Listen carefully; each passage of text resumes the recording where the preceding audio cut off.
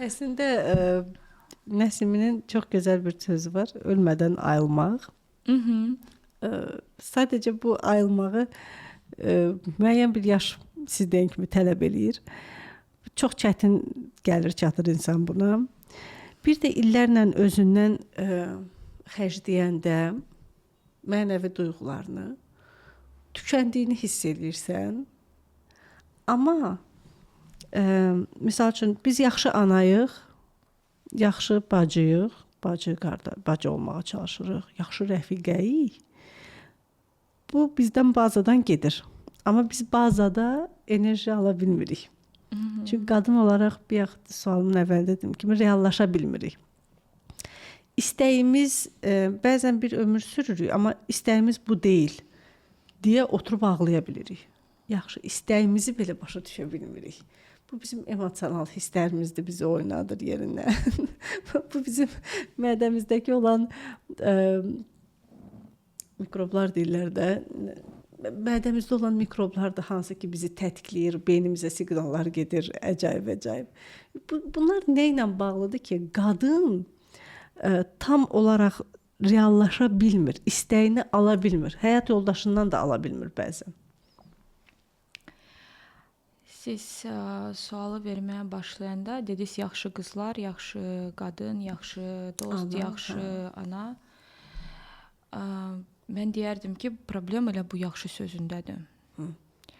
Çünki biz yaxşı yox, özümüz kimi olmağa çalışsaq, özümüz kimi düşünməyə çalışsaq, özümüz istədiyimiz kimi qərarlar verməyə çalışsaq, o zaman biz iç səsimizi də eşitməyə başlayacağıq. Nədən başlamaq olar? Ən azı. Hər hansısa bir stimul gəldiyi zaman harasa çağırdılar, nəyisə təklif elədilər. Hansısa söhbət, hansısa bir situasiya. Mən bunu istəyirəmmi? Mən istəyirəmmi bura gəlmək? İstəyirəm yoxsa yox? Həqiqətən işə görə yox, bəni çağırdılar deyə yox. Sadəcə özüm istəyirəmmi yoxsa yox? Aha, mən istəyirəmsə onda mən getdim. Və mən əgər gəldim və gözləntilərimə bu cavab vermədisə, mən peşman olmuram, mən heyfslənmirəm, mən heç kəsi günahlandırmıram. Çünki əvvəldən mən sadəcə istədiyimi edirdim. Mənim yoldaşım evə gəlir və mən özümü yorğun hiss edirəm. Həqiqətən bugün çox iş görmüşəm, yorulmuşam, bəlkə evləri yığışdırmışam, uşaqlar məni yorub. Mən həqiqətən bu dəqiqə istəyirəmmi durmaq, yemək hazırlamaq, onun qabağına süfrə qoymaq, yoxsa mən bunu bu dəqiqə edirəm çünki bu lazımdır. Və əgər mən bunu istəmirəmsə və ona səmimi bunu desəm ki, bilirsən, mən o qədər özümü indi gücsüz hiss edirəm. Bunu da edə bilmirəm. Olar ki, nəsə sifariş edək və uzanaq sadəcə televizora baxaq. Və bəlkə də o da bizə deyər, uyda, mən də elə bunu istəyirdim ancaq. Ya da ki, o da deyər ki, əziyyət çəkmə, mən tam dostlarımla gedib oturaram, sən də rahat evdə istirahət edə. Və nə vaxt biz çalışmırıq ideal olmaq, yaxşı olmaq, bəlkə də o bizə deyər ki, bilirsən nə var, sən çox tənbəlsən, sənin ümumiyyətlə arvadlığın yoxdur və mən tam düşünərəm hələ. Mən səninlə bu həyatı yaşamaq istəyirəm ya yox.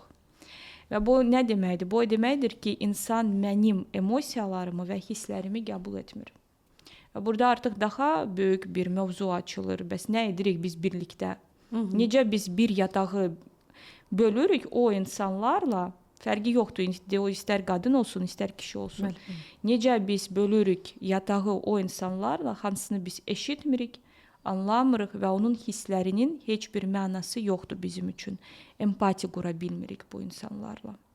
Və yalnız nə zaman biz bu yaxşı obrazdan çıxacağıq, hətta bir şey də vurğulamaq istəyirəm. İndi insanlarda depressiv hallar çox və çox artıb. Niyə görə? Çünki insanlar öz istədiyi kimi deyirlər. Öz hiss etdiyi kimi deyirlər. Mən nəyisə edirəm çünki bu prestijlidir. Çünki burada hansısa stabillik var, hansı stabillikdən indi söhbət gedə bilər ümumiyyətlə pandemiyadan sonra. Bunu mənim anam istəyib, bunu mənim atam istəyib və soruşanda ki, bəs sən nə istəyirsən? O da deyəcək ki, tam bilmirəm, mən vəbşə ümumiyyətlə istəyirdim saç yığmaq, düzəltmək və mənə icazə vermədilər ya da ki, bu prestijli olmadı və s. Onda hansı səmimiyyətdən biz danışa bilərik? Yoxdur orada heç bir səmimiyyət də ümumiyyətlə heç mövzuda qalmır.